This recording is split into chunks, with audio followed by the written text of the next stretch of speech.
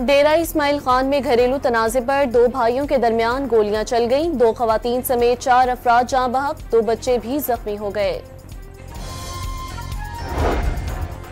दादू के इलाके फरीदाबाद पर ड्यूटी पर मामूर पुलिस एहलकारों पर डाकुओं की फायरिंग।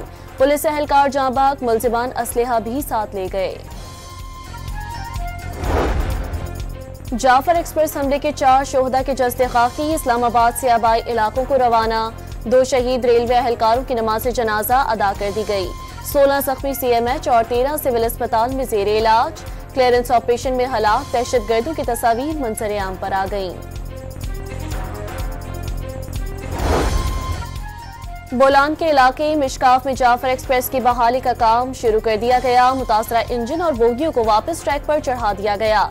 ट्रैक को 2 दिन की रोशनी में बहाल किया जाएगा। बलूचिस्तान से रेलवे की सर्विस 2 रोज तक मुअत्तल रही।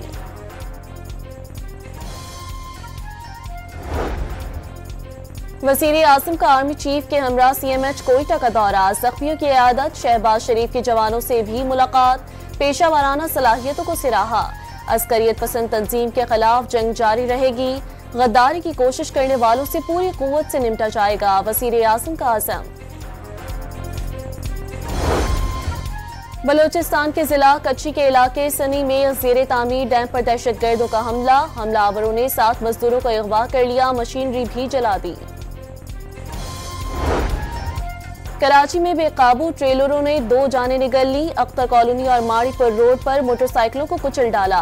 कुरंगी ट्रैफिक हादसे के 1 जख्मी ने दम तोड़ दिया।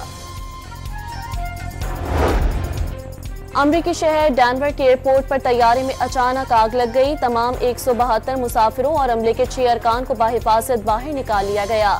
इंजन में खराबी के बायस आग लगी। और रवा साल का पहला मुकम्मल चांद ग्रहण पाकिस्तान में नजर नहीं आएगा। 12 बजे चांद ग्रहण उरूज पर होगा।